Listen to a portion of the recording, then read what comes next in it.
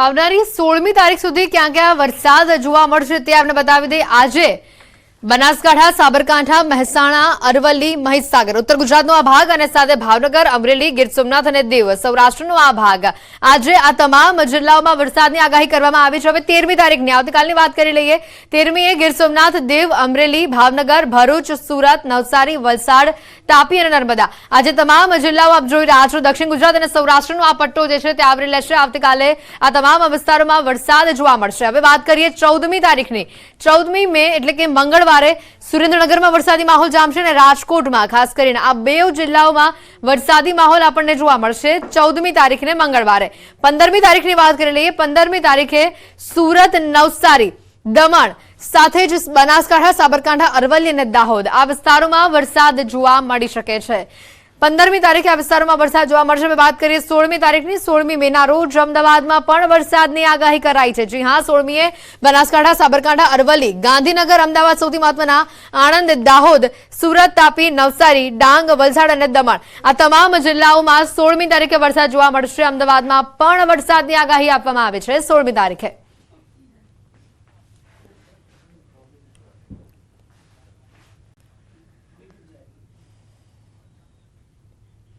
તો વરસાદની આગાહી જે રીતે આપવામાં આવી છે 16 તારીખ સુધી મેપના માધ્યમથી આપણે બતાવ્યું। હવે આપણે જણાવી દઈએ ગુજરાતમાં ચોમાસું વહેલું આવી શકે છે। જી હા, હવામાન નિષ્ણાત અંબાલાલ પટેલની આગાહી આવી છે સામે। તારીખ 16 થી 24મી મે વચ્ચે અંદમાન નિકોબાર ટાપુ પર ચોમાસું બેસી જશે। 24 મે થી 5 જૂન સુધી ફરી ગુજરાતમાં વરસાદ થશે। રોહિણી નક્ષત્રમાં ગુજરાતમાં વરસાદ થઈ શકે છે। મેના અંતમાં અરબ સાગરમાં ચક્રવાત બની શકે છે। તારીખ 24 મે થી 5 જૂન વચ્ચે રોહિણી નક્ષત્રમાં વરસાદ કેટલા ભાગમાં થશે। આ વખતે અખાત નજીકનો પવન રહેતો હોવાથી ચોમાસું વહેલું આવશે। આ ઉપરાંત મેના અંતમાં જૂનની શરૂઆતમાં અરબ સાગરમાં ચક્રવાત થશે। 16મી મેથી બંગાળ ઉપસાગરમાં ચક્રવાત થવાની શક્યતા છે। 16 થી 24 મેમાં આંદમાન નિકોબાર ટાપુ પર ચોમાસું બેસી જશે અને આ ચોમાસું જે છે તે હાલના દક્ષિણ સુધી બેસી શકે, પણ આ ચોમાસું વેગ અંતે ચોમાસું ગણી ન શકાય।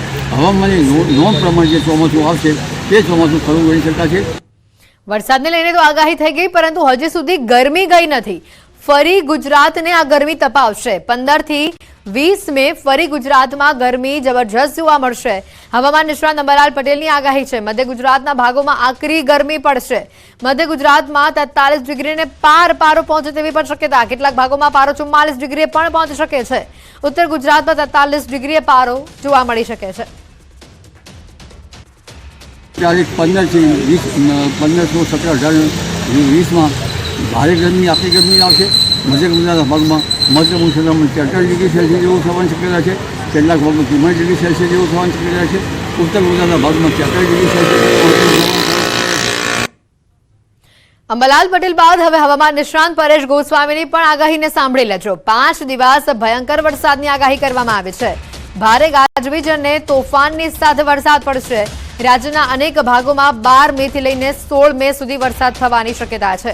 મહારાષ્ટ્રમાં સર્જાયેલા સિયોઝોનની વાતાવરણ પર અસર છે। ગુજરાતના તમામ વિસ્તારોને આવરી લેશે વરસાદ। સૌરાષ્ટ્ર, કચ્છ, દક્ષિણ મધ્ય ગુજરાતમાં પણ વકી કરવામાં આવી છે।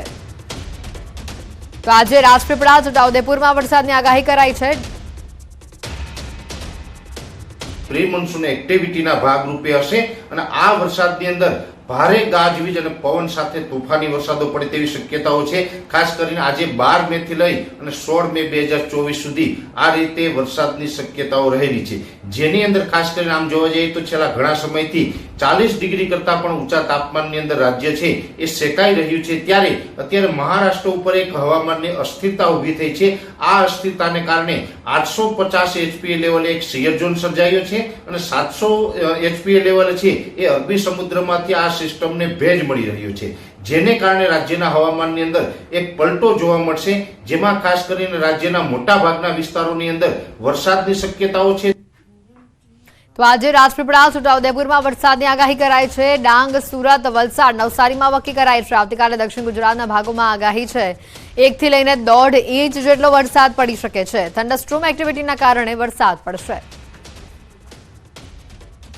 આજની તારીખે જે વરસાદો જોવા મળશે એ મધ્યપ્રદેશ અને મહારાષ્ટ્ર બોર્ડર લાગુ વિસ્તાર એટલે કહી શકાય કે આજે બપોર બાદથી લઈ અને આજે રાતભર જે વરસાદો જોવા મળશે, જેમાં ખાસ કરીને રાજપીપળા, છોટાઉદેપુર, ડાંગ, આહવા, સુરત, વલસાડ અને નવસારી જેવા વિસ્તારો હશે, આ તમામ વિસ્તારોની અંદર વરસાદની શક્યતાઓ રહેલી છે. આવતીકાલે 13 મે 2024 થી આ જે વરસાદની જે તીવ્રતા અને વિસ્તારો છે એમાં વધારો થતો જશે. 13, 14, 15 અને 16 આ 4 દિવસ છે. આ 4 દિવસ દરમિયાન રાજ્યના મોટા ભાગના વિસ્તારોને આવરી લેશે અને એ દરમિયાન ખાસ કરીને આવતીકાલે આજે બપોર બાદ અને આવતીકાલે 13 તારીખ સાંજ સુધી દક્ષિણ ગુજરાતના જે વિસ્તારો છે જેમાં તમામ વિસ્તારોની અંદર વરસાદની શક્યતાઓ છે. તો ખેડૂતો માટે પણ મહત્વની આગાહી સામે આવી રહી છે. આ વખતે ચોમાસું ખૂબ જ સારું રહેવાનું છે. આગાહી કરી છે 33 વર્ષથી ભડલી વાક્ય પરથી પૂર્વાનુમાન કરાયું છે અને આ પૂર્વાનુમાન કરનારા રમણીક વામજાએ આગાહી કરી છે. તેઓએ જણાવ્યું છે કે 16 આની વર્ષ થશે અને ચોમાસા દરમિયાન 50 થી 55 જેટલો વરસાદ વરસશે. 33 વર્ષથી ચોમાસાનું અનુમાન કરતા રમણીક વામજાએ જણાવ્યું છે કે મે મહિનાના 11 થી 15 તારીખની વચ્ચે માવઠું થઈ શકે છે અને મે મહિનાના અંતમાં વાવાઝોડાની પણ શક્યતા છે. તેઓએ જણાવ્યું છે કે 2 જૂને કેરળમાં વરસાદ થશે અને ત્યારબાદ રાજ્યમાં 28 જુલાઈ સુધીમાં ખૂબ જ સારો અને વાવણી લાયક વરસાદ વરસશે. આ ઉપરાંત ઓગસ્ટ, સપ્ટેમ્બરમાં પણ ખૂબ જ સારા વરસાદનું અનુમાન તેઓએ વ્યક્ત કર્યું છે. આવતું વર્ષ ચોમાસું જે અત્યારે વર્ષ સારું જાય તેવું મારું પૂર્વાનુમાન છે ને તારીખ 11/5 થી 15/5 માવઠું થશે અને 29/5 થી 31 એક વાવાઝોડા છે, વરસાદ રોહિણી નક્ષત્ર થાય અને બે છે કેરળની અંદર ચોમાસું બેસી જશે. 15/6 અને 17/6ની અંદર અમુક જગ્યાએ સૌરાષ્ટ્રની અંદર વાવણી લાયક વરસાદ થાય અને 28/6 સમગ્ર સૌરાષ્ટ્રની અંદર વરસાદ સારો થાય તેવું મારું પૂર્વાનુમાન છે. વાવણી ત્યારે આખા સૌરાષ્ટ્રમાં જૂન મહિનાની 25 તારીખથી જૂન મહિનાને આખર સુધી જુલાઈની 3જી 4જી તારીખ સુધીમાં બધી જગ્યાએ વાવણી થઈ જશે અને સારો વરસાદ થશે. આગળ વધીએ અન્ય સમાચારો તરફ તો ઉત્તરકાશીથી સમાચાર. યમનોત્રીમાં ભારે વરસાદ થયો છે. ભારે વરસાદના કારણે પ્રવાસીઓ અટવાયા છે. ગુજરાતના પ્રવાસીઓ પણ અટવાયા હોવાની માહિતી સામે આવી રહી છે. ઉત્તરકાશીથી આ સમાચાર. યમનોત્રીમાં ભારે વરસાદ વરસ્યો છે.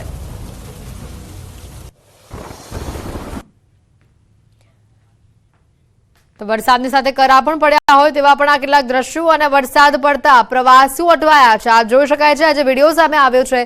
કેટલી મોટી સંખ્યામાં બસ અને ગાડીઓની આ કતારો જોવા મળી રહી છે. મોટી સંખ્યામાં પ્રવાસીઓ અટવાયા છે અને આ પ્રવાસીઓમાં ગુજરાતના પ્રવાસીઓ પણ હોવાનું સામે આવ્યું છે. ઉત્તરકાશીથી આ દ્રશ્યો. યમનોત્રીમાં દર્શન કરવા જતા જે પ્રવાસીઓ છે તે અટવાયા છે. ભારે વરસાદના કારણે પ્રવાસીઓ અટવાયા છે. દાહોદમાં ગઈકાલે પડેલા માવઠાના કારણે મોટા પાયે નુકસાન થયું છે. એપીએમસીમાં ખુલ્લામાં પડેલો માલ પલળી જતા લાખો રૂપિયાનું નુકસાન થયું છે. ખુલ્લામાં પડેલા માલની વ્યવસ્થા કરે તે પહેલા જ વરસાદ પડતા ખુલ્લામાં પડેલી તમામ જણસી તરબોળ થઈ ગઈ. ત્યારે વેપારીઓ કહી રહ્યા છે કે હાલ સિઝન છે એટલે મોટા પ્રમાણમાં ખેડૂતો માલ લઈને આવી રહ્યા છે. ગઈકાલે વરસાદ પડ્યો. વરસાદ તો પડવાનો કોઈ એવો માહોલ જ નહોતો. બપોર એટલો બધો તડકો હતો અને માલની આવકો ફૂલ પ્રમાણમાં છે અને માલ જગા ન હોવાના કારણે બહાર રાખીએ અને ઓચિંતો વરસાદ આવે એવું કોઈ ધારણા નહોતી અને વરસાદ જેવું થયું એટલે અમારે અવેરવા માટે આજુબાજુ વ્યવસ્થા કરવી પડી પણ બચી શકે એવું નથી. બધો માલ બહાર છે. હમણાં કોઈ જગાને અભાવ છે. આ વખતના વરસાદમાં દેખવા જઈએ તો આ એક તમારી આગળ જ એક તુવરનો મોટો ઢગલો હતો. એ ઢગલાના અંદર કાલે પાણી પડ્યું. ચણા છે, તુવેર છે, ઘઉં છે, મકાઈ છે, ડાંગર છે, અનેક આવા પાકો જે માલો પડ્યા હોય ઊભા જે બહાર પડ્યા હોય તે બધા પલળી ગયા છે અને એમાં બહુ મોટું નુકસાન થયું છે. ગુજરાત રાજ્યમાં ગતરોજ સાયક્લોનિક સર્ક્યુલેશનની અસર જોવા મળી હતી. દાહોદ જિલ્લામાં પણ ગતરોજ જે અચાનક વરસાદ ખાબક્યો હતો અને અચાનક વરસાદ ખાબક્યો ત્યારે એપીએમસી દાહોદ ખાતે પણ મોટા પ્રમાણમાં નુકસાન થવા પામ્યું હતું. અત્યારે આપ આ જોઈ રહ્યા છો કે જે સોયાબીન છે, સોયાબીન જે ભરવાની કામગીરી ચાલી રહી છે. સોયાબીન ભરવાની કામગીરી વેપારીઓ દ્વારા સાવચેતીના ભાગરૂપે તમામ જે સોયાબીન ખુલ્લું છે તે ભરવાની કામગીરી ચાલુ કરી દીધી છે. આપણી સાથે અહીંયા વાઇસ ચેરમેન છે, તેમની સાથે વાતચીત કરીશું. શું નામ છે તમારું? હું APMC Dahod vice chairman Kailasbhai Khandelwal. આજ રોજ જે ગઈકાલે વરસાદ પડ્યો એના અંદર વેપારીઓનું માર્કેટમાં બહુ નુકસાન થઈ ગયું. કારણ શું છે કે માલની આવક ભરપૂર રહેવાથી ખેડૂતોને તાત્કાલિક ના કહી શકતા નથી. સમયના સાથે અથવા તો કુદરતના સામે માણસ પોતાની પરિસ્થિતિથી પડકાર ઝીલે છે અને એને પોતાનો વેપાર અને રોજગાર સાચવે પણ છે અને માલને પણ બચાવવાનો પ્રયત્ન કરે છે. બાકી તો કુદરતના હાથે એ પોતે થોડોક પામર તો છે જ. કહી શકાય કે જે આગાહી હતી અને આગાહીના પગલે વધુ વરસાદ પડવાના કારણે દાહોદ એપીએમસી ચેરમેન વાઇસ ચેરમેને જે કહ્યું તે પ્રમાણે અમુક જે માલ છે તે બહાર મૂકવો પડતો હોય છે અને વેપારી જણાવી રહ્યા છે કે અમુક જે વસ્તુ અમુક જે અનાજ હોય છે તે પરિસ્થિતિના હિસાબે બહાર મૂકવો પડતો હોય છે અને વરસાદ વરસ્યો ત્યારે અચાનક જ જે વરસાદના કારણે એપીએમસીમાં નુકસાન પણ થવા પામ્યું છે. સૌરભ ગેહલોત, ન્યૂઝ 18 ગુજરાતી, દાહોદ.